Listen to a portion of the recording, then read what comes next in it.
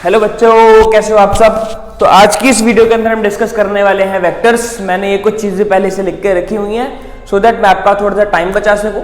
ठीक है, तो देखो मेन बात क्या है, वेक्टर होता क्या है। वेक्टर जो चीज है वो आप बचपन से पढ़ते आ रहे हैं, in fact 9th 10th 11th 12th में आपने बहुत अच्छे से पढ़ ली है। स्टिल मैं एक बार बता देता हूं वेक्टर क्या होता है। वेक्टर एक ऐसी चीज होती है जिसका बेटा magnitude as well as direction दोनों होता है। जिसके पास मैग्नीट्यूड भी है डायरेक्शन भी है उसको हम वेक्टर कहेंगे। जैसे स्पीड सिर्फ एक स्केलर क्वांटिटी है, क्यों? क्योंकि उसका कोई भी डायरेक्शन नहीं फिक्स्ड है। जिसका डायरेक्शन फिक्स नहीं है वो सिर्फ स्केलर क्वांटिटी है। बेटा जिसका डायरेक्शन फिक्स हो जाएगा वो हमारी वेक्टर क्वांटिटी हो जाएगी। जैसे वेलोसिटी, वेलोसिटी एक पर्टिकुलर डायरेक्शन में होती है। वेलोसिटी ऐसा नहीं है कि रैंडमली कहीं भी चली जाएगी, है ना। वेलोसिटी एक पर्टिकुलर डायरेक्शन में होगी, ठीक है। तो जो एक पर्टिकुलर डायरेक्शन में होती है उसको क्या बोला जाएगा, वेक्टर। और जो एक पर्टिकुलर डायरेक्शन नहीं होती, जिसका कोई फिक्स डायरेक्शन नहीं है, वो होगा हमारा स्केलर। इतनी इंट्रोडक्शन काफी है। अब बेटा हम वेक्टर्स को लिखते आ रहे हैं 11th क्लास से, आप लोगों ने लिखा है फिजिक्स के अंदर बहुत अच्छी तरीके से, ठीक है। मैं स्टिल आपको बताता हूं वेक्टर का रिप्रेजेंटेशन कैसे होता है। मान लो ये आपके पास एक 3 डायमेंशनल एक्सिस है, ये हमारी x मान लेते हैं, ये y मान लेते हैं, z मान लेते हैं, ठीक है। और इसका यूनिट वेक्टर i कैप मान लेते हैं, इसका यूनिट वेक्टर j कैप मान लेते हैं और इसका यूनिट वेक्टर k कैप मान लेते हैं, ठीक है। फॉर एग्जाम्पल मानो यहां पर हमारे पास a1 b1 c1 एक पॉइंट पड़ा है यहां स्पेस के अंदर, जिसको मैं a वेक्टर नाम दूंगा। तो ओरिजिन से बेटा इस वेक्टर को किस तरीके से लिखा जाएगा। तो this a vector can be written as a1 i cap plus b1 j cap plus c1 k cap. मान लो यहां पे कहीं पे एक दूसरा पॉइंट भी पड़ा है a2 b2 c2। तो ओरिजिन से इस पॉइंट का वेक्टर किस तरीके से लिखा जाएगा, किस तरीके से लिखा जाएगा। b vector can be written as a2 i cap plus b2 j cap plus c2 k cap. बेटा ये जो कोऑर्डिनेट फॉर्म होती है ना, इसको स्केलर फॉर्म बोला जाता है। ये स्केलर फॉर्म में है, ठीक है, स्केलर फॉर्म में है। ये जो कोऑर्डिनेट फॉर्म होती है उसको स्केलर फॉर्म में कहा जाएगा। और जब हम उसको उसके i cap j cap k cap के कंपोनेंट्स के साथ लिख देंगे तो उसी चीज को हम वेक्टर फॉर्म बोल देंगे, ठीक है। तो ये कोऑर्डिनेट की वेक्टर फॉर्म है बेटा, ये कोऑर्डिनेट की स्केलर फॉर्म है, ठीक है। ये बात समझ में आ गई। अब बेटा इन्हीं दो वेक्टर्स को अगर मुझे कुछ प्रॉपर्टीज इनमें लग सकती है, कुछ प्रॉपर्टीज लग सकती है बेटा। अगर मैं a प्लस बी करूंगा तो मेरा b प्लस ए के बराबर आएगा। a प्लस बी जो है मेरा b प्लस ए के बराबर होगा, ये कॉम्यूटेटिव होता है। सिमिलरली एसोसिएटिव भी होता है। अगर a मैं b प्लस सी के साथ कर रहा हूं, मतलब b प्लस सी को पहले ऐड करके फिर a ऐड करूं, या a प्लस बी को पहले ऐड करके फिर c ऐड करूं, या a प्लस सी को ऐड करके फिर b ऐड करूं, तीनों ही केस में रिजल्ट जो है मेरा बराबर होगा। एडिशन में कॉम्यूटेटिव है बेटा। थर्ड एडिटिव आइडेंटिटी भी है बेटा। अगर इसमें मैं 0 वेक्टर ऐड करता हूं तो मेरा रिजल्ट चेंज नहीं होगा। इस वेक्टर के अंदर अगर मैं 0 वेक्टर ऐड करता हूं तो मेरा रिजल्ट चेंज नहीं होगा। ये आप लोगों को समझ आ गया होगा कि 0 वेक्टर ऐड करने पर रिजल्ट चेंज नहीं होगा। सेकंड बेटा एडिटिव इनवर्स।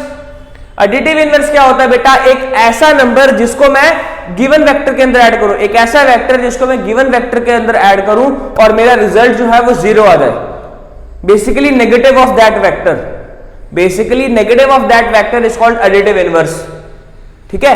दो तरह के इनवर्स होते हैं बेटा, आपने पढ़े हैं। एक मल्टीप्लिकेटिव इनवर्स जो रेसिप्रोकल होता है, मल्टीप्लिकेटिव इनवर्स जो रेसिप्रोकल होता है। बेसिकली मल्टीप्लिकेटिव इनवर्स क्या कहता है, अगर मेरे पास x है तो इसको किस नंबर से मल्टीप्लाई करूं कि मुझे 1 मिल जाए, वो मल्टीप्लिकेटिव इनवर्स होता है, ठीक है। ये एडिटिव इनवर्स की बात कर रहे हैं हम यहाँ पर। एडिटिव इनवर्स क्या है कि इस नंबर में मैं क्या ऐड करूं कि मेरे को आंसर 0 बन जाए।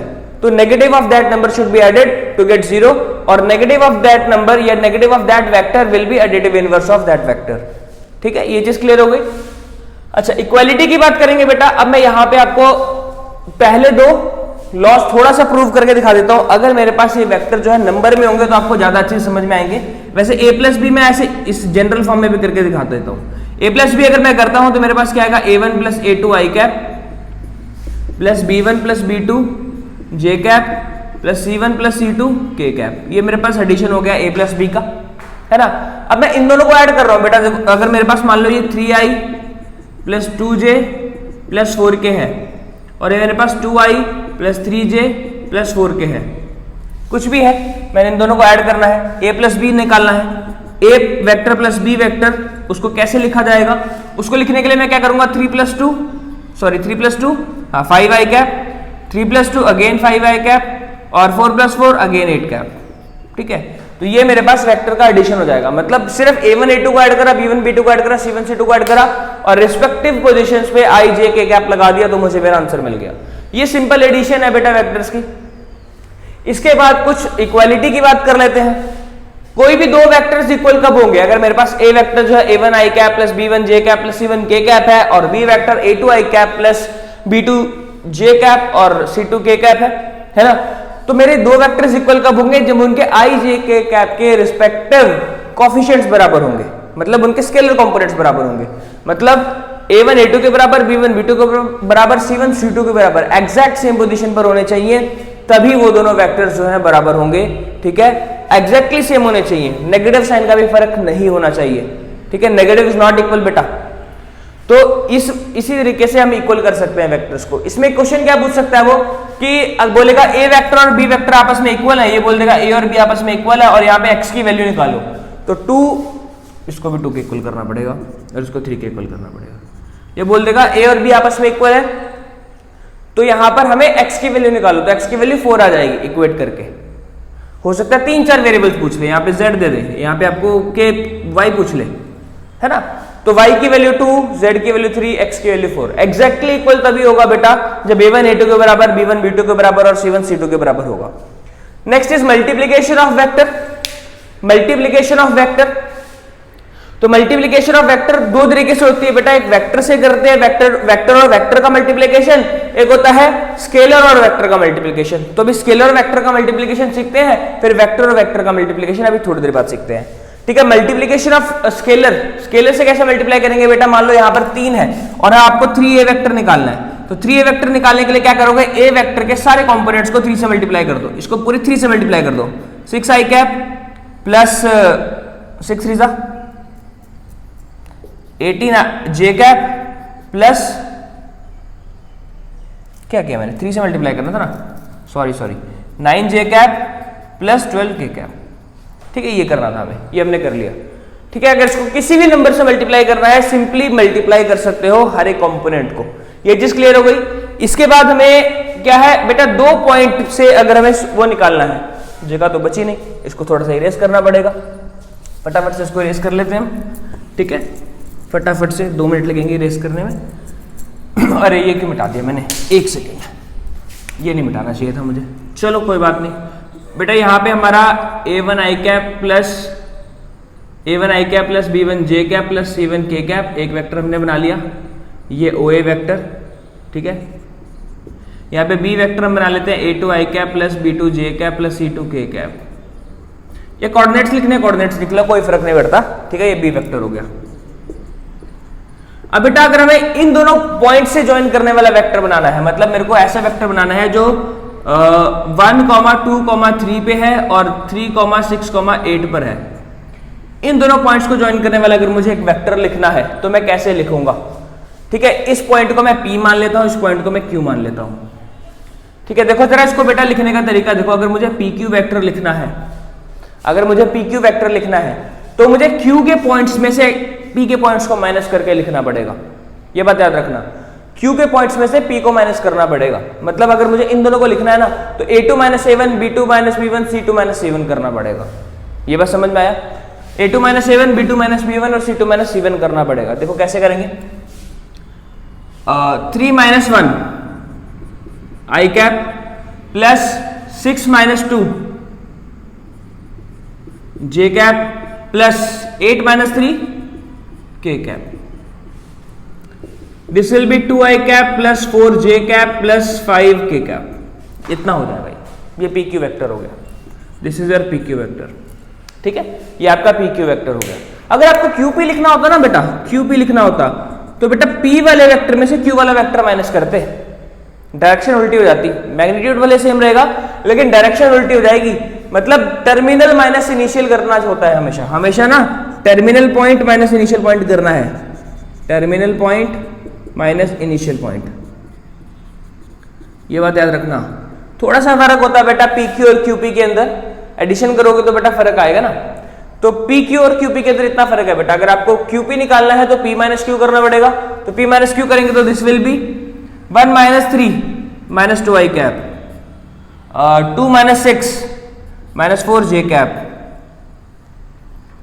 3 माइनस 8 माइनस 5 के कैप, एग्जैक्टली नेगेटिव आ जाएगा ऊपर वाले वेक्टर के बेटा, एग्जैक्टली नेगेटिव आ जाएगा ऊपर वाले वेक्टर के।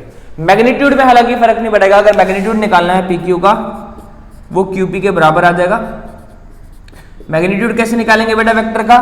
मैग्नीट्यूड निकालने के लिए बेटा जो उनके एक्स वाई जेड कॉम्पोनेंट्स होते हैं बेटा उनका स्क्वायर करके ऐड कर देते हैं, ठीक है। फॉर एग्जांपल आई का कॉम्पोनेंट क्या है 2, 2 का स्क्वायर कर दिया, 4 का स्क्वायर कर दिया, 5 का स्क्वायर कर दिया, ऐड कर देंगे 25 प्लस 16 प्लस 4, 16 4 20 25 45 45 हो गई। सेम अगर हमें पी क्यू का भी निकालना है, सेम 2 का स्क्वायर 4 का स्क्वायर 5 का स्क्वायर ऐड करके क्या आ जाएगा हमारा 45 आ जाएगा, ठीक है।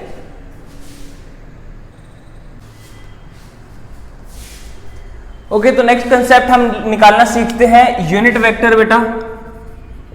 यूनिट वेक्टर निकालना सीखेंगे बेटा। यूनिट वेक्टर कैसे निकलेगा अब, क्योंकि आपको मैग्नीट्यूड निकालना आ चुका है। अगर मुझे ए वेक्टर दे दिया है suppose 3i plus j plus के कैप, ये दे दिया मुझे यूनिट वेक्टर, इसका यूनिट वेक्टर निकालना है। तो यूनिट वेक्टर का फॉर्मूला होता है बेटा, पहले रिप्रेजेंटेशन देखो। यूनिट वेक्टर के लिए ए कैप लिखेंगे, यहाँ पे ए वेक्टर था, ए वेक्टर का यूनिट कैप निकालना है तो हम लिखेंगे ए कैप। ए कैप जो है बेटा वो कैसे लिखा जाएगा, उसका फॉर्मूला होता है vector upon its modulus, vector upon its magnitude, कुछ भी लिख लो। तो वेक्टर क्या है बेटा 3i cap plus j cap plus k cap upon its magnitude, मतलब अंडर रूट ऑफ 3 का स्क्वायर प्लस 1 का स्क्वायर प्लस 1 का square. This will be 3i cap plus j cap plus k cap upon 9 plus 10 11, 11 आ जाएगा, root of 11 आ जाएगा। तो you can write it like this 3i cap upon root 11 plus j cap upon root 11, या कुछ लोग ऐसे भी लिखेंगे 1 अपॉन रूट 11 के कैप। तीनों तरीके सही है बेटा, जिस मर्जी तरीके से लिख लो, ठीक है, ये सही है। अच्छा ये यूनिट वेक्टर की बात आ गई। यूनिट वेक्टर की बात आ गई तो हम डायरेक्शन रेशियोज और डायरेक्शन कोसाइंस की बात भी कर लेते हैं, ठीक है। तो डायरेक्शन रेशियोज क्या होती है बेटा? डायरेक्शन रेशियोज क्या होती है बेटा? डायरेक्शन रेशियोज हमारा एक्चुअल में कोऑर्डिनेट ऑफ द वेक्टर होता है। मान लो मेरे पास ए वेक्टर ये दे दिया 3i cap plus 2j cap plus 4k cap, है ना। तो इसके जो ए बी सी है ना, ये ए बी सी जो इसके कोऑर्डिनेट्स हैं वो एक्चुअल में मेरे पास डायरेक्शन रेशियोज ही होंगी, वो मेरे पास क्या होंगी? डायरेक्शन रेशियोज ही होंगी, ठीक है, डायरेक्शन रेशियोज ही होंगी वो। अगर मान लो बी वेक्टर मुझे दे दिया है, इसको a1 b1 c1 ले लेते हैं। अगर बी वेक्टर मुझे दे दिया है 4i cap plus 2j cap plus 6k cap, है ना, तो ये a2 b2 c2 क्या होगा? 10th क्लास में किया था ना हमने, a1 b1 c1 a2 b2 c2, same वही चीज उसी तरीके से कर रहे हैं हम, ठीक है। एक कॉमा है एक 1 है, ये क्या कर दिया यहाँ पे, चलो ठीक है। तो ए वेक्टर और बी वेक्टर के जो कोऑर्डिनेट्स है ना बेटा वो उनकी डायरेक्शन रेशियोज होंगी, वो उनकी डायरेक्शन रेशियोज होंगी, ठीक है। अब देखो बेटा आपको कभी भी दो वेक्टर्स को परपेंडिकुलर करना है या दो वेक्टर्स को पैरेलल करना है तो आप क्या करेंगे? तो for perpendicular, for two vectors to be perpendicular, perpendicular के लिए क्या कंडीशन है? आपने a1 a2 b1 b2 c1 c2 का प्रोडक्ट करके सम करना है, और अगर 0 आ गया तो वेक्टर परपेंडिकुलर है। अगर आपने दो वेक्टर्स लिए जिनको मल्टीप्लाई करके ऐड करने पर 0 आ जाता है, a1 a2 b1 b2 c1 c2 को मल्टीप्लाई करके ऐड करने पर 0 आ जा रहा है, तो वो हमारा क्या होगा? परपेंडिकुलर वेक्टर हो जाएगा। अगर आपको पैरेलल या कोलिनियर प्रूव करना है तो उनकी ratio must be same, ratio उनकी सेम होनी चाहिए, सेम नहीं बेटा सेम होनी चाहिए। a1 upon a2 b1 upon b2 c1 upon c2 is equal to some value lambda, ये बात याद रखनी है। 3D में भी ये कंसेप्ट यूज होगा आपका, वेक्टर्स के अंदर भी ये कंसेप्ट आप लगा सकते हो, कोई दिक्कत वाली बात नहीं है। डायरेक्शन रेशियोज का जो रेशियो है वो रेशियो जो है आपका लैम्डा के बराबर अगर आप कर दोगे, क्योंकि वेक्टर भी तो बन रहा है डायरेक्शन रेशियोज के साथ, वेक्टर भी तो डायरेक्शन रेशियोज के साथ ही बन रहा है। तो डायरेक्शन रेशियोज के साथ बेटा अगर आप क्या करोगे, a1 b1 c1 और a2 b2 c2 की रेशियो बराबर कर दोगे, a1 upon a2 b1 upon b2 c1 upon c2, तो ये वेक्टर जो है वो कोलिनियर या पैरेलल हो जाएंगे, ठीक है, कोलिनियर या फिर पैरेलल हो जाएंगे। चलो, और a1 upon a2 b1 upon b2 a1 a2 plus b1 b2 plus c1 c2, ये इन तीनों का सम कर दिया आपने, a1 a2 b1 b2 c1 c2 का सम कर दिया अगर, और वो 0 आ रहा है तो आपका जो वेक्टर है वो परपेंडिकुलर हो जाएगा। चलो अब डायरेक्शन कोसाइंस की बात करते हैं बेटा, डायरेक्शन कोसाइंस की बात करते हैं। डायरेक्शन कोसाइंस ना बेसिकली मैं बता देता हूं, आपके कंपोनेंट्स ऑफ यूनिट वेक्टर होते हैं, scalar components of unit vector. Scalar components of unit vector से मेरा क्या मतलब है बेटा, scalar component of unit vector से मतलब क्या है, जो आपका यूनिट वेक्टर निकलता है ना बेटा, यूनिट वेक्टर उसके जो भी कोऑर्डिनेट्स हैं उनको अगर मैं इस फॉर्म में लिख दूं 3/√11 1/√11 1/√11, अगर मैं उसको इस फॉर्म में लिख दूं तो बेटा ये मेरा जो बन जाएगा, ये मेरा डायरेक्शन कोसाइन बन जाएगा, ये मेरा डायरेक्शन कोसाइन बन जाएगा। तो डायरेक्शन कोसाइन को हम रिप्रेजेंट करते हैं बेटा एल एम और एन के साथ, ठीक है। और इसका कुछ रिलेशन इस तरीके से होता है, L² + M² + N² हमेशा 1 के बराबर होगा। पहला रिलेशन डायरेक्शन कोसाइंस का इंपॉर्टेंट है, डायरेक्शन कोसाइन बहुत ज्यादा इंपॉर्टेंट है, 3D के लिए भी बहुत ज्यादा इंपॉर्टेंट है, तो अभी ही सब कुछ सीख लो। L² + M² + N² = 1 के बराबर होगा, L² + M² + N² = 1, ठीक है। पहला कंसेप्ट ये होता है। दूसरा, L को अगर निकालना है हमें, तो L को निकालने के दो फॉर्मूले होते हैं बेटा, L को ये कॉस फॉर्मूला से कॉस अल्फा, M को कॉस बीटा और N को कॉस गामा से भी निकाला जा सकता है, ठीक है। इसके अलावा L को निकालने का तरीका होता है L = a/√a² + b² + c², ठीक है। मतलब अगर डायरेक्शन रेशियोज दिए ना, तो डायरेक्शन रेशियो से भी निकाल सकते हो, एंगल दिया है तो एंगल से भी निकाल सकते हो, ठीक है। और अगर आपको वेक्टर दिया है तो दो तरीके हैं, वेक्टर दिया है तो डायरेक्शन कोसाइन निकालने दो तरीके हैं, या तो यूनिट वेक्टर निकाल दो, यूनिट वेक्टर के कंपोनेंट्स को लिख दो, दूसरा या तो डायरेक्शन रेशियोज निकाल दो और डायरेक्शन रेशियोज में फॉर्मूला लगा दो।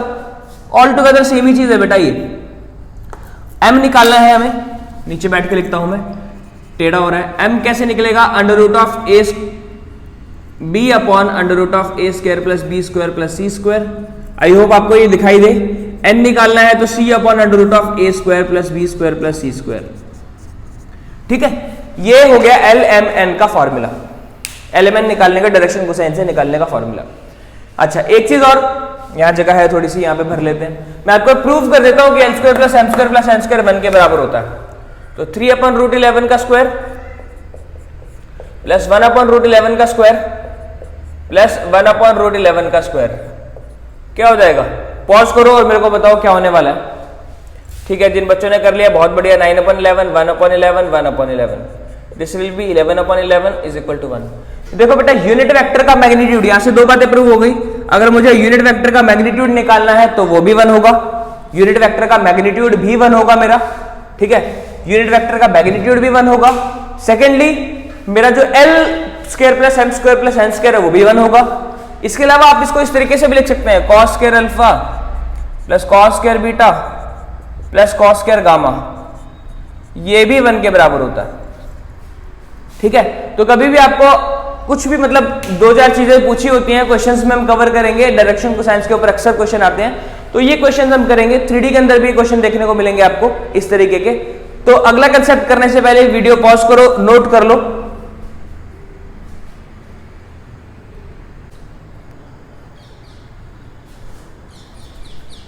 ओके, तो नेक्स्ट वेक्टर ऑफ प्रोडक्ट, मतलब प्रोडक्ट ऑफ वेक्टर्स है ना, वेक्टर प्रोडक्ट कह रहा था मैं। तो प्रोडक्ट ऑफ वेक्टर करने से पहले मुझे एक चीज याद आ गई, हमने सेक्शन फॉर्मूला डिस्कस नहीं करा बेटा। तो कमेंट सेक्शन में बम्बार्डमेंट हो जाएगी, सर सेक्शन फॉर्मूला तो करवाया नहीं, सेक्शन फॉर्मूला तो करवाया नहीं। अरे यार करवा देते हैं, क्या दिक्कत है, आसान तो होता है सेक्शन फॉर्मूला। सेक्शन फॉर्मूला करने के लिए बेटा आपको ज्यादा कुछ नहीं करना है। देखो मान लो आपको एक वेक्टर यहां पे दे देगा, फॉर्मूला से कराऊं, चलो यहाँ पे ए वेक्टर दे देगा आपको, यहाँ पे बी वेक्टर दे देगा। मान लो ए वेक्टर आपको दे दिया है 3i + 2j + 2k, और बी वेक्टर आपको दे दिया है i + j + k, और यहां पे आपको रेशियो दे देगा, यहां पे आपको कोई भी रेशियो दे देगा, से m/n। इस केस में 2/3 मान लेते हैं, इस केस में 2/3 दे दी, ठीक है। अब इसमें वो दो बातें बोल सकता है आपको, एक बोल सकता है इंटरनली, दूसरा एक्सटर्नली, एक्सटर्नली। एनसीईआरटी में बेटा दोनों है, इसलिए मैं करवा रहा हूं इंटरनली एक्सटर्नली। कुछ बच्चे बोलते हैं कि एक्सटर्नली उनके स्कूल में करवाया नहीं गया है क्योंकि आउट ऑफ सिलेबस है। आई रियली डोंट नो बेटा, मैं एनसीईआरटी फॉलो कर रहा हूं। एनसीईआरटी में दोनों फॉर्मुलास गिवन है और एक क्वेश्चन भी पूछा इंटरनली एक्सटर्नली का, तो मैं करवा रहा हूं। ठीक है, इंटरनली एक्सटर्नली। इंटरनली में क्या होगा बेटा, formula m into B vector plus n into A vector upon m plus n। Simple, ये हो जाएगा वेक्टर। यहां से जो वेक्टर निकलेगा वो वेक्टर इसको 2:3 में डिवाइड करेगा। और एक्सटर्नली की बात करेंगे तो m into B vector minus n into A vector upon m minus n, ये हो जाएगा सिंपल। यहां से जो वेक्टर निकल कर आएगा वो वेक्टर इसको 2:3 में डिवाइड करेगा। मैं करके दिखा देता हूं एक क्वेश्चन, थोड़ा सा आपको ज्यादा अच्छे से समझ में आएगा। एम बी प्लस एन है, m प्लस n, तो इसको सॉल्व कर देता हूं। मैं इंटरनली कर दूं या एक्सटर्नली कर देता हूं? चलो मैं इंटरनली, प्लस में है तो आप खुद कर लोगे। तो देखो 2 को इस पूरे वेक्टर से मल्टीप्लाई करना है, तो this will B 2i cap plus 2j cap plus 2k cap minus 3 को इस पूरे वेक्टर से मल्टीप्लाई करना है, तो minus 9i cap minus 6j cap minus 6k cap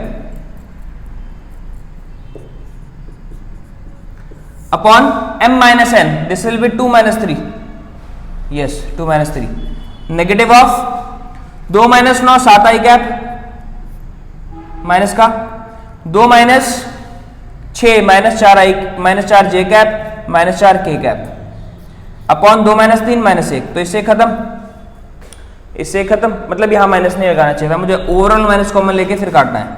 ठीक है, ये माइनस गलत हो जाएगा। 7i cap plus 4j cap plus 4k cap, this will be your answer. ये एक्सटर्नल वेक्टर, ये वेक्टर ऐसा है जो इसको एक्सटर्नली 2:3 में काटेगा।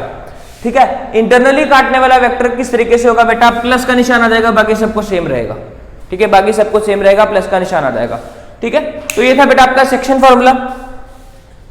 इसके बाद हम करेंगे वेक्टर प्रोडक्ट। वीडियो पॉज करो, नोट करो और इंटरनली अभी निकाल दो। ओके, तो थोड़ा सा टॉपिक मैं करने वाला हूं। देखो बेटा, अगर आपको वीडियो से सब कुछ समझ आ रहा है तो फटाफट से लाइक कर दो।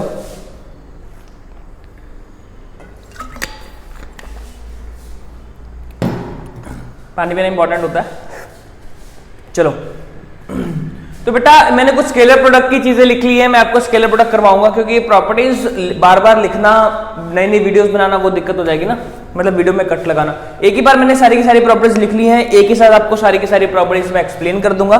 ठीक है, अच्छा एक चीज और बेटा, फॉर्मूला क्या होता है बेसिक ए डॉट बी का? ए डॉट बी का बेसिक फॉर्मूला क्या होता है? A vector dot B vector is equal to magnitude of A into magnitude of B into cos theta. A dot B मतलब A vector dot B vector is equal to magnitude of A vector into magnitude of B vector into cos theta. इतना कर लोगे तो cos theta, यहां से angle निकालने के लिए फॉर्मूला बहुत वाइटल, बहुत क्रूशियल, बहुत इंपॉर्टेंट हो जाता है। कॉस थीटा निकालने का फॉर्मूला क्या होगा? A dot B, A vector dot B vector upon magnitude of A upon magnitude of B, है ना? ए इंटू, सॉरी गलत बोल दिया मैंने, A vector dot B vector upon magnitude of A into magnitude of B. मतलब ये इसके नीचे चला गया और कुछ नहीं हुआ, ये यहां से इसके नीचे चला गया, दैट इज इट। ठीक है, यहां से बेटा 2-4 बातें आपके सामने आ जाएंगी। मतलब आपको मैं मल्टीप्लीकेशन सिखा देता हूं, मैंने नीचे एक्सप्लेन किया है मल्टीप्लीकेशन, मतलब ट्राई करा है, पता नहीं आपको देख के समझ आएगा कि नहीं आएगा, मैं यहां से समझाऊंगा। सेकंड चीज प्रोजेक्शन, अभी थोड़ी देर में करते हैं, पहले स्केलर प्रोडक्ट करते हैं। स्केलर प्रोडक्ट में अगर हमारे पास ए वेक्टर मुझे दे दिया है 2i cap plus 2j cap plus 3k cap and B vector मुझे दे दिया है 3i cap plus 2j cap plus 3k cap, right, और मुझे ए वेक्टर निकालना है ना, A vector dot B vector निकालना है। तो A vector dot B vector क्या करूंगा मैं? आई वाले दोनों को मल्टीप्लाई कर दूंगा, जे वाले दोनों को मल्टीप्लाई कर दूंगा, के वाले दोनों को मल्टीप्लाई कर दूंगा। ठीक है, क्यों? क्योंकि बेटा आई डॉट जे या जे डॉट के या के डॉट आई 0 के बराबर होगा। मतलब अगर मैं 2 को इस 2i को 2j से मल्टीप्लाई करूंगा, रिजल्ट विल बी 0। 2j को 2i से करूंगा, रिजल्ट विल बी 0। 2i को 3k से करूंगा, रिजल्ट विल बी 0। ठीक है, लेकिन 2i को 2i से करूंगा तो 2 इंटू 3, ठीक है, 2 इंटू 3 हो जाएगा, और i इंटू i 1 होता है, i into i, j into j, k into k 1 होता है। ठीक है, इसी वजह से बेटा हम सिर्फ i वाले कंपोनेंट्स को मल्टीप्लाई करेंगे, j वाले कंपोनेंट्स को मल्टीप्लाई करेंगे, k वाले कंपोनेंट्स को मल्टीप्लाई करेंगे और ऐड कर देंगे। जिन बच्चों को ये चीज नहीं समझ में आई, leave it, throw it, just ये सुनो कि हम दोनों i वाले कंपोनेंट्स को, दोनों j वाले कंपोनेंट्स को, दोनों k वाले कंपोनेंट्स को मल्टीप्लाई करेंगे और उनका सम निकाल देंगे, दैट इज इट। ठीक है, 2 into 3 plus 2 into 2 plus 3 into 3 and add it, 6 plus 4 plus 9, this will be 19। A dot B हमारे पास क्या आ गया? 19 आ गया। ए डॉट बी हमारे पास क्या आ चुका है, 19 आ चुका है। A dot B is 19। Second चीज बेटा, हमें अगर इसका मैग्नीट्यूड भी निकालना है, एक मैग्नीट्यूड की थोड़ी सी और प्रैक्टिस हो जाए, ए वेक्टर का मैग्नीट्यूड निकालना है, this will be under root of, comment section में वीडियो पॉज करके अभी के अभी जिस बच्चे ने नहीं लिखा वो बच्चा सीरियसली ये वीडियो नहीं फॉलो कर रहा है, फटाफट से लिख दो बेटा वीडियो पॉज करके, आंसर क्या आएगा, 4 + 4 + 4 सॉरी 4 + 4 + 9, 9 4 13 4 17, रूट 17 आ गया। And this will B vector का मैग्नीट्यूड विल बी 9 + 9 + 4, 9 4 13, 13 और 9 22, 22 आ गया।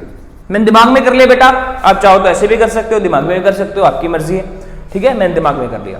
अब बेटा अगर इसी का एंगल पूछ लिया होता, एंगल निकालना है वो पूछ लिया होता तो कैसे निकलता, cos theta is equal to a vector dot b vector upon magnitude of a into magnitude of b, this will come out to be root 17 into root 22, root 17 और 22 को मल्टीप्लाई करके जो भी आएगा लिख लेना बेटा, 34 को 11 से करना है बेटा, है ना, 34 को 11 से करना है तो 374 आ जाएगा, this will come out to be root 374, ठीक है, और ऊपर आ गया है, ऊपर 19 आ चुका है ना, ये cos थीटा की वैल्यू थी बेटा, ये किसकी वैल्यू थी, cos थीटा की, तो theta will be cos inverse of 19 upon root 374।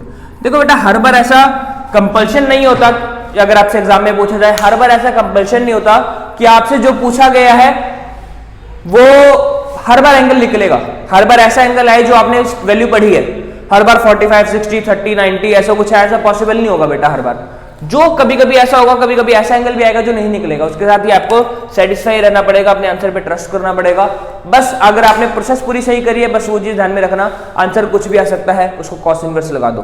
बच्चे कंफ्यूज होते हैं कि सर इसमें तो 45 60 निकला नहीं है, एनसीईआरटी में 45 60 निकल रहा था, कंफ्यूज नहीं होना, एनसीईआरटी में भी 1-2 क्वेश्चन मिलेंगे आपको 3D के अंदर जिसमें आंसर 40 60 नहीं आ रहा, 45 60 वगैरह जो मतलब परफेक्ट एंगल है वो नहीं आ रहा।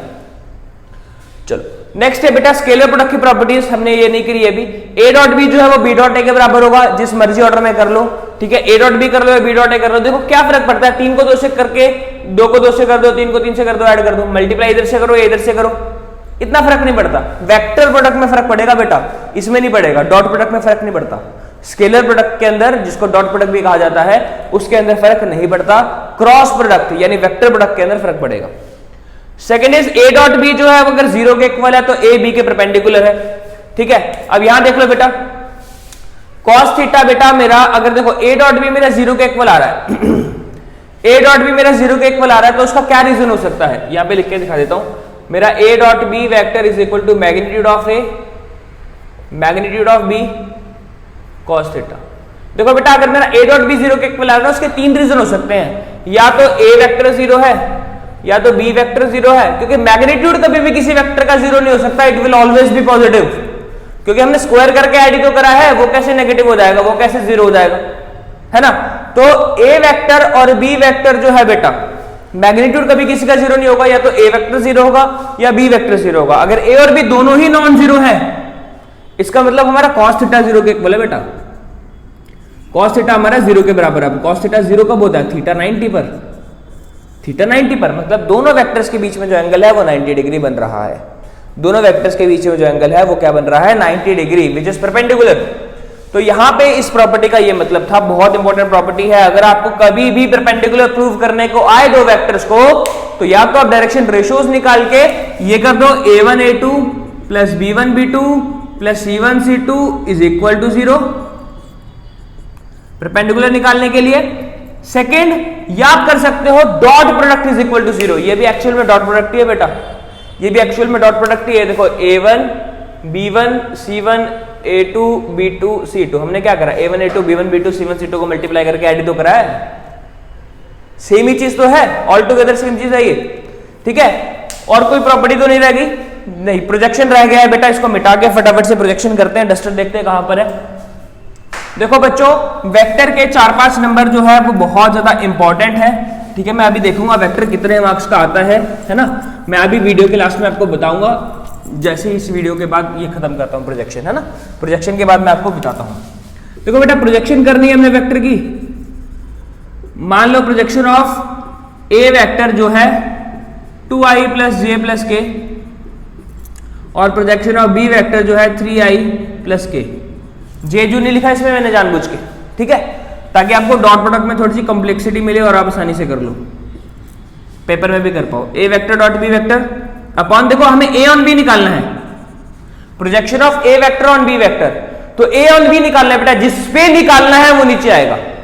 जिस वेक्टर पे हमें वेक्टर निकालना है बेटा वो वेक्टर हमारा नीचे आ जाएगा, सिंपल।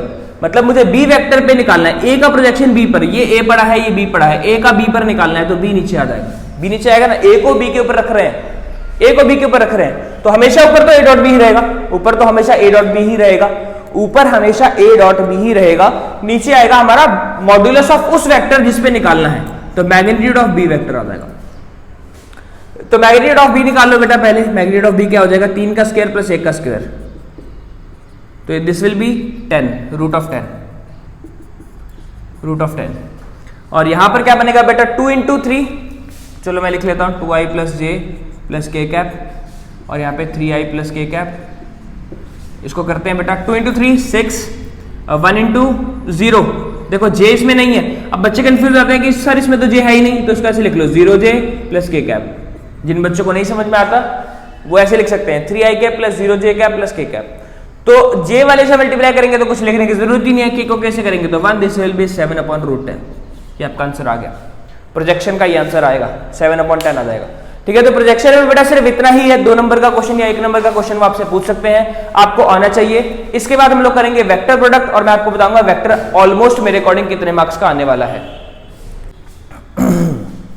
ओके, सो स्टार्ट करते हैं हम अपना वेक्टर प्रोडक्ट, और ये लास्ट टॉपिक होने वाला है इस चैप्टर का, और मैंने को बताना था आपको कि कितने मार्क्स का आएगा। देखो 14 मार्क्स का वेक्टर 3D दिया हुआ है बेटा, 14 मार्क्स का वेक्टर 3D दिया हुआ है, और 3D के अंदर सिर्फ लाइन है हमारे सिलेबस में।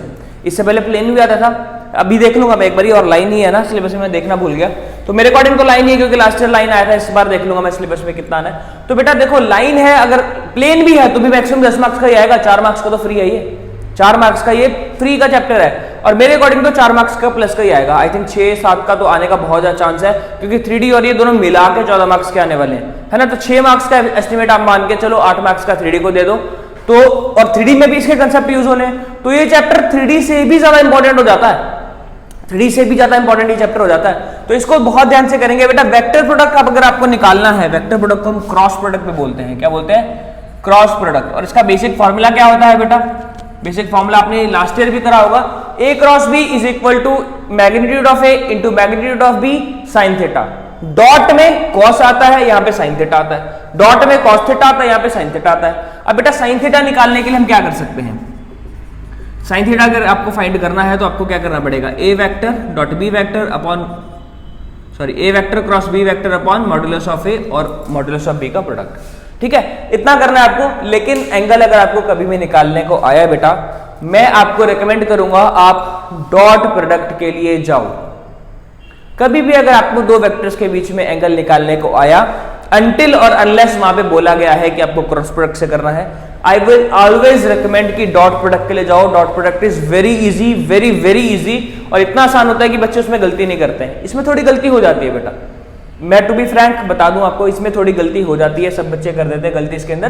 तो आपने साइन थीटा का एंगल जो है बेटा इससे नहीं फाइंड करना है, आई डू नॉट रिकमेंड, मैं बिल्कुल रिकमेंड नहीं करता कि इससे आप एंगल निकालो। दूसरी चीज, अगर आपको वेक्टर्स को पैरेलल करना है, वेक्टर्स को पैरेलल या कोलिनियर प्रूव करना है, वेक्टर्स को कोलिनियर या फिर पैरेलल प्रूव करना है, मतलब थीटा को 0 प्रूव करना है, एंगल उनके बीच में 0 प्रूव करना है, तो बेटा इसमें हम क्या कर सकते हैं, हम a क्रॉस b को 0 कर देंगे बेटा। इतना हम कर सकते हैं कि a क्रॉस b को 0 कर दें, ठीक है।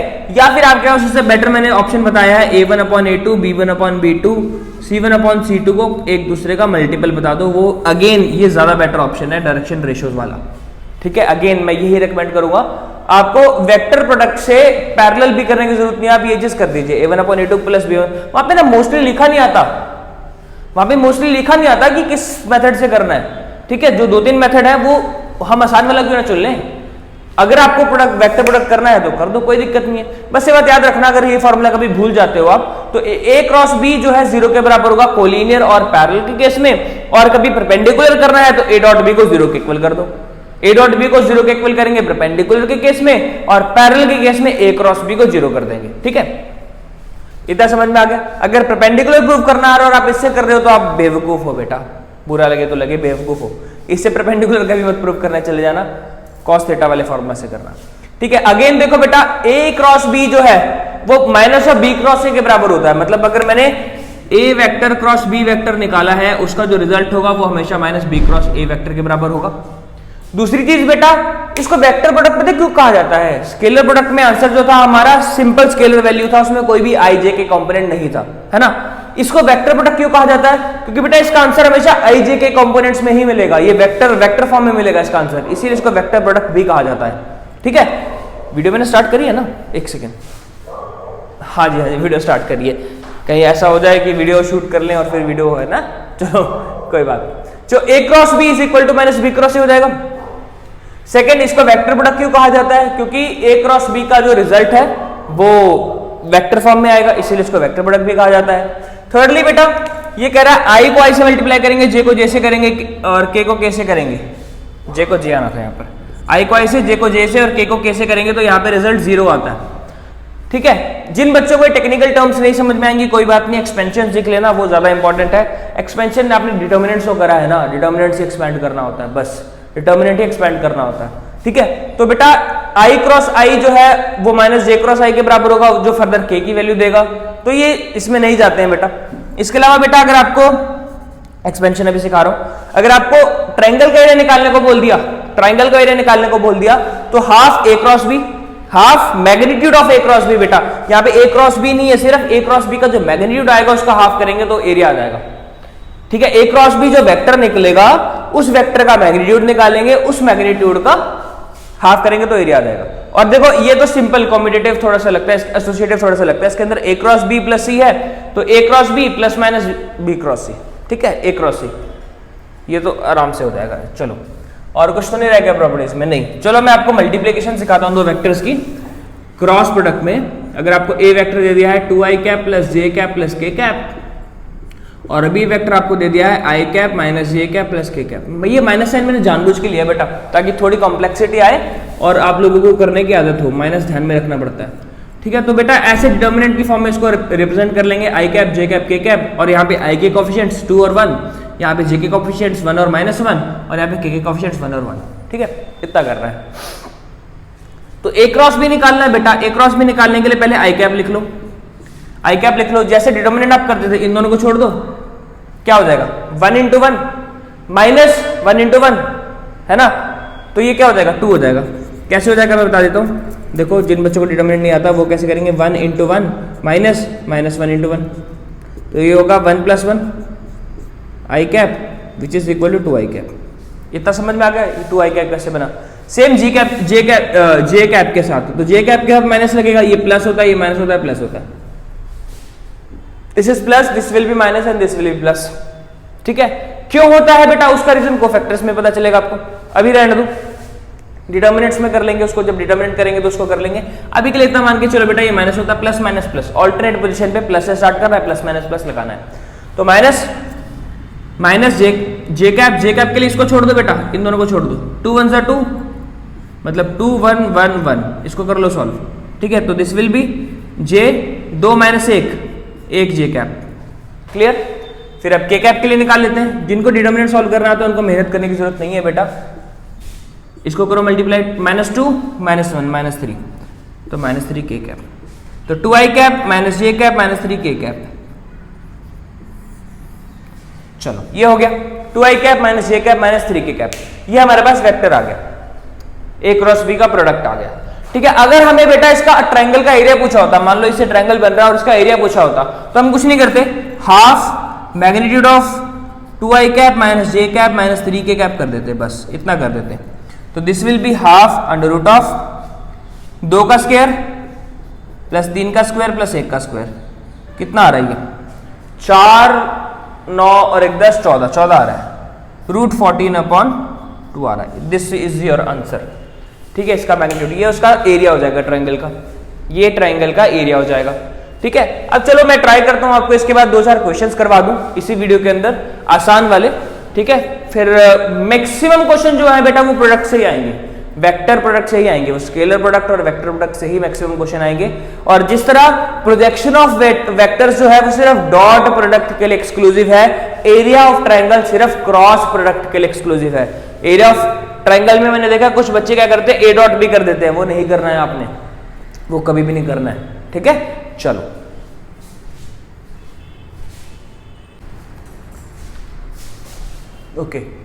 ओके सो बच्चों हम करने वाले हैं क्वेश्चन अभी, ठीक है। ये कुछ क्वेश्चंस मैं आपके लिए लेकर आया हूँ, 4-5 ही लिख पाया बेटा। और देखो बेटा मैंने ना ये क्वेश्चन थोड़ा स्मार्टली लिखे हैं, ये क्वेश्चन सारे के सारे प्रीवियस ईयर क्वेश्चंस है, ठीक है, जो टॉपिक से आते हैं, ठीक है। और प्रोडक्ट ऑफ वेक्टर से सबसे ज्यादा क्वेश्चन आते हैं, है ना। तो कल अगली वीडियो के अंदर जो कल आने वाली है उसके अंदर हम प्रोडक्ट ऑफ वेक्टर्स करेंगे, सारे क्वेश्चन उसके करने की ट्राई करेंगे, चाहे एक वीडियो में कवर हो, चाहे 2 में, चाहे 3 में, ठीक है। मैक्सिमम क्वेश्चन हम उसके करने का ट्राई करेंगे।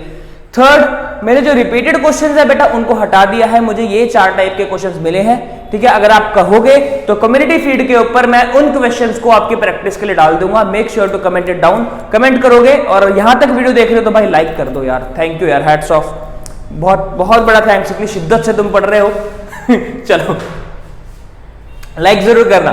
तो कह रहा है find a vector R equally inclined to the 3 axis, कह रहा है तीनों एक्सिस के ऊपर इक्वली इंक्लाइंड एक वेक्टर को निकालो। तो ये क्वेश्चन बहुत बार पूछा जाता है, एनसीईआरटी के अंदर भी है बेटा ये क्वेश्चन, आपके वेक्टर्स के अंदर ही है, आई थिंक चौथा या 5वां क्वेश्चन है फर्स्ट एक्सरसाइज के अंदर, वेक्टर में 10.1 के अंदर ही है ये क्वेश्चन, 10.2 के अंदर, एक्चुअली 10.2 के अंदर ही ये क्वेश्चन, जिसमें वो बोलता है आपको इक्वली, नहीं डायरेक्शन को सब तो नीचे स्टार्ट होता है, तो आई थिंक शायद होगा, कहीं ना कहीं है ये क्वेश्चन, मैंने देखा इक्वली इंक्लाइंड वाला जिक्र है वहां पर।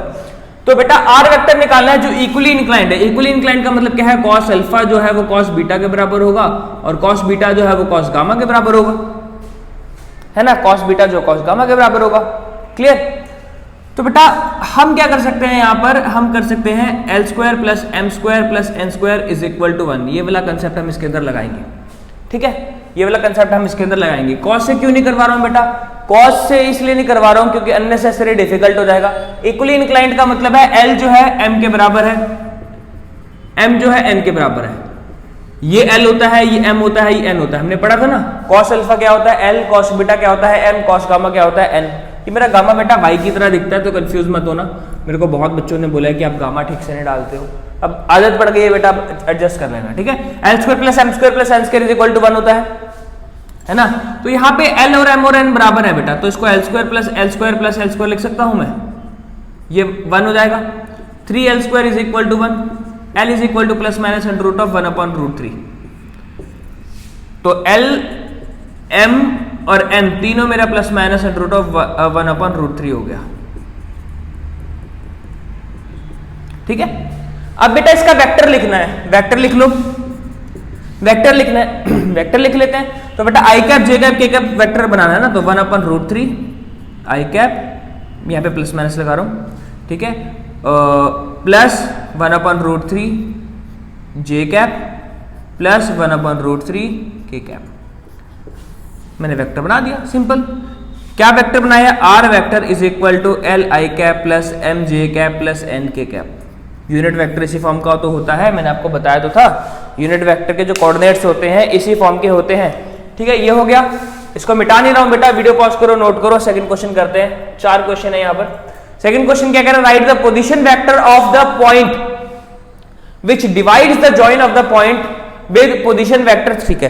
देखो बेटा ये क्वेश्चन ना मैंने जानबूझ के उठाया और इसमें इंटरनली एक्सटर्नली मैंने ऐड करा है, इंटरनली था शायद, ये एक्सटर्नली था पता नहीं, जो भी था मैंने इसमें दोनों ऐड कर दिए। और दूसरा बेटा ये जानबूझ के उठाया, बच्चे कंफ्यूज हो जाते हैं कि ए वेक्टर तो दिया नहीं, बी वेक्टर तो दिया नहीं, अरे बेटा नहीं दिया तो ना सही ना, कर लो उसको सॉल्व अपने अकॉर्डिंग, नहीं दिया तो ना दे, कोई दिक्कत नहीं है ना, नहीं दिया तो ना दे। तो बेटा ये क्या कह रहा है, ये इसका मतलब समझो, कह रहा है ये कुछ इस तरीके से वेक्टर बन रहा है, right the position vector of the point which divides the join of the point. पहला पॉइंट क्या दे दिया, 3a - 2b वेक्टर, ये पहला पॉइंट दे दिया। दूसरा पॉइंट आपको दे दिया 2a + 3b, 2a + 3b vector दे दिया दूसरा पॉइंट, 2 पॉइंट दे दिए। अब इन दोनों पॉइंट के जॉइन को ये कहीं पे काट रहा है, इंटरनली पहले काट लेते हैं, 2:1 से इंटरनली काट रहा है बेटा, 2:1 से इंटरनली काट रहा है। तो मैंने आपको फॉर्मूला बताया था, ये हो जाएगा आपका n, ये m, ये b, ये a, है ना। तो फॉर्मूला मैंने आपको बताया था इंटरनली का, फॉर इंटरनली फॉर्मूला क्या था, M B vector plus N A vector upon m plus n। तो 2 into 2a vector plus 3b vector plus 1 into 3a vector minus 2b vector upon m plus n, 2 plus 1 upon 2 plus 1। ठीक है, ये चीज बन गई for externally. इसको solve ही कर देता हूं मैं, नहीं तो बच्चे बोलेंगे सॉल्व ही नहीं किया। तो ये हो जाएगा 4a vector plus 6b vector plus 3a vector minus 2b vector upon 3। तो दिस विल बी 3 नीचे वैसे का वैसे 4 plus 3 7a vector minus 2b vector. तो इसको ऐसे कर लो 7 upon 3a vector minus 2 upon 3b vector. इसको ऐसे कर लो आप, ठीक है। अगर इसी को एक्सटर्नली निकालना होता तो बोर्ड में को इरेज करना पड़ेगा बेटा। वीडियो पॉज करके स्क्रीनशॉट ले लो, या वीडियो पॉज करके स्क्रीनशॉट तो नहीं बेटा, मैं आपको एडवाइस करूंगा कॉपी पेन निकाल लो। कॉपी पेन निकालना बहुत इंपॉर्टेंट होता है, ठीक है। मैथ्स अगर आप ओरली पढ़ रहे हो तो मत पढ़ो, तो वीडियो बंद कर दो, बाद में जब फ्री हो जाओगे तब देखना। एक्सटर्नली एक्सटर्नली बेटा, एक्सटर्नली का फॉर्मूला क्या होगा, M B vector minus N A vector upon M minus N. तो सेम यही चीज, तो 2 इंटू बस नेगेटिव साइन का फर्क आएगा बेटा, बाकी तो सब कुछ सेम है, minus 1 into 3a vector minus 2b vector. ठीक है, अगर यहाँ पे कहीं वेक्टर दिए होते ना तो मैं a और b की वैल्यू लास्ट में पुट करना एडवाइस करता हूँ बेटा, लास्ट में पुट करा करो। कभी भी अगर ऐसे वैल्यू दे दी ना, a वेक्टर सपोज कुछ दे दिया, b वेक्टर कुछ दे दिया, तो स्टार्टिंग में मत करना, लास्ट में पुट करना, ठीक है। उससे ज्यादा आसान हो जाएगा क्वेश्चन आपका। तो दिस विल बी 2 माइनस 1, है ना। तो ये क्या बन जाएगा, 1 हो गया नीचे, तो 2 to the 4a vector plus 6b vector minus 3a vector plus 2b vector. This will be a vector minus 8b vector. ये एक्सटर्नली आ गया। बस इतना था क्वेश्चन में, इतना करने के आपको 2 मार्क्स मिल जाएंगे, या 1 मार्क्स जितने का भी क्वेश्चन आएगा। वैसे तो डिजर्व नहीं करता है 2 मार्क्स में, ये बहुत ज्यादा इजी क्वेश्चन है, ठीक है। जैसा भी अगर आपको a वेक्टर का वैल्यू सपोज कुछ दे देता, वो क्या दे देता, मान लो a वेक्टर दे दिया आपको 2i plus 3j plus 4k, और ये दे दिया i cap minus j cap minus k cap, कुछ भी दे दिया, तो हम क्या करेंगे, 2i plus 3j plus 4k minus 8i minus plus 8j plus 8k। अब इसको ऐड सब्ट्रैक्ट कर लो, एक वेक्टर बना लो, है ना, कर लो, इतना आसान है। 2 minus 3 minus 6i cap, 3 plus 8 11j cap, 4 plus 8 12k cap. बस इतना आसान से रह जाता है ना। चलो मैं इसको इरेज कर रहा हूं बेटा फटाफट से। Find the unit vector in the direction of something, है ना, अगला क्वेश्चन ही है। चलो मैंने जानबूझ के मुश्किल वाले क्वेश्चन उठाए हैं बेटा, ताकि मुश्किल वाले क्वेश्चंस मैं आपको करवा पाऊं। उसमें सब कुछ कवर हो जाता है मुश्किल वाले क्वेश्चन में, है ना। क्वेश्चन मुश्किल नहीं होता, बस उसमें कंसेप्ट ज्यादा लग रहा होता है, बस ये बात होती है। कोई भी क्वेश्चन मुश्किल नहीं होता बेटा, उसमें बस कंसेप्ट ज्यादा लगता है।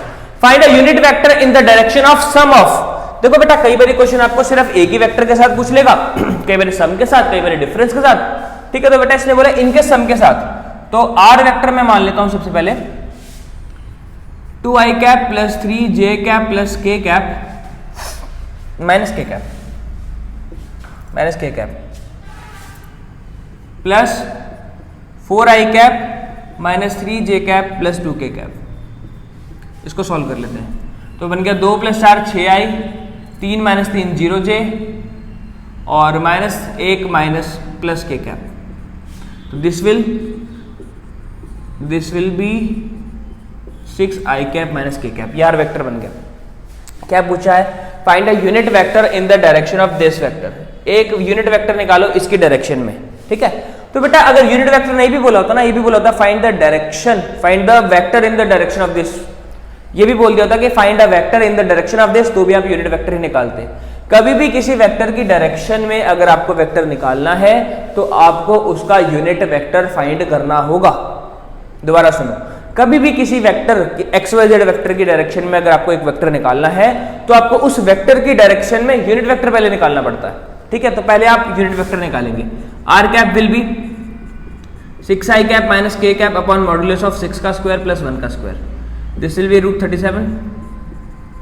एंड ये हो जाएगा 6i cap minus 1/√37 k cap. ये हो गया। अब कह रहा है ऐसा वेक्टर निकालो बेटा जिसका मैग्नीट्यूड 7 यूनिट हो। इसका मैग्नीट्यूड क्या होना चाहिए? 7 यूनिट होना चाहिए। अब बेटा यहां पे मैंने दो क्वेश्चन मिक्स करे हैं, ठीक है, तो इसलिए यहां पे यूनिट वेक्टर नहीं आएगा, ये यूनिट वेक्टर निकल चुका है, ठीक है, यहां पे यूनिट वेक्टर हो चुका है। और दूसरा बोल रहा है मैग्नीट्यूड अगर 7 चाहिए तो यूनिट वेक्टर नहीं बोलेगा वो, तो यूनिट वेक्टर नहीं बोलेगा, बोलेगा फाइंड अ वेक्टर, तो यूनिट वेक्टर नहीं बोलेगा वो, बोलेगा find a vector in the direction of sum of this vector and magnitude of 7 units. इसका मैग्नीट्यूड 7 यूनिट होना चाहिए। इनको क्या हो गया, ये क्यों बोलने लगे गली वाले बच्चे? इनका मैग्नीट्यूड 7 यूनिट होना चाहिए, ठीक है। इनका मैग्नीट्यूड 7 होने का मतलब क्या है? इनका मैग्नीट्यूड 7 यूनिट होने का मतलब क्या है कि आपको इस यूनिट कैप को 7 से मल्टीप्लाई कर देना है, बस इतना, ठीक है। तो this will B 42/√37 I cap minus 7/√37 के कैप, बस इतना सा आंसर हो जाएगा बेटा आपका, ठीक है। सिर्फ इतना सा करने पर आपका आंसर जो है एग्जैक्ट आ जाएगा, ठीक है। ये चीज हो गई, ठीक है। लास्ट क्वेश्चन करेंगे बेटा हम। दो क्वेश्चन मैंने मिक्स करे थे, समझ में आया ना बच्चों आपको? अगर आपको बेटा यूनिट वेक्टर पूछा है तो मैग्नीट्यूड नहीं दिया होगा, और मैग्नीट्यूड दिया तो वहां पे यूनिट वेक्टर नहीं बोला होगा। वीडियो बैक करके पॉज कर लेना बेटा, मैंने टाइम दिया था आपको करने का, मैंने बोला नहीं बस इस बार। कह रहा find P for which the vectors are parallel और परपेंडिकुलर। एक बारी पैरेलल के लिए पूछ लिया, एक बारी परपेंडिकुलर के लिए पूछ लिया। तो वेक्टर क्या दे दिया? 3i cap plus 2j cap plus 9k cap upon, ये a वेक्टर मान लेते हैं, ये b वेक्टर हमें क्या दे दिया है, यहां लिख रहा हूं मैं, i minus 2pj, i cap minus 2pj cap plus 3k cap, ये दे दिया। ये a वेक्टर है, ये b वेक्टर है ना, दोनों वेक्टर हमें दे दिए। तो बेटा a वेक्टर और b वेक्टर पैरेलल करने के लिए मैं क्या कर सकता हूं? पैरेलल करने के लिए देखो बेटा दो तरीके हैं, या तो आप बेटा साइन थीटा को 0 प्रूफ कर दो, यानी a क्रॉस b निकालो और इसको 0 कर दो। लेकिन मैं ये मेथड रिकमेंड नहीं करता हूं, मैं ये मेथड बिल्कुल भी रिकमेंड नहीं करता हूं। मैं आपको एडवाइस करूंगा आप ये करो, for parallel vectors a1 upon a2 is equal to b1 upon b2 is equal to c1 upon c2। तो a1 की वैल्यू क्या है 3, b1 की वैल्यू क्या है 1। साइन लेने होते हैं बेटा, निशान लेने होते हैं, अगर माइनस है तो वहां पे माइनस लोगे, जैसे 2 अपॉन माइनस 2p लेंगे, 2 अपॉन माइनस 2p, और 9 अपॉन 3 करो कट, इसको 1 अपॉन 3 आ गया, है ना।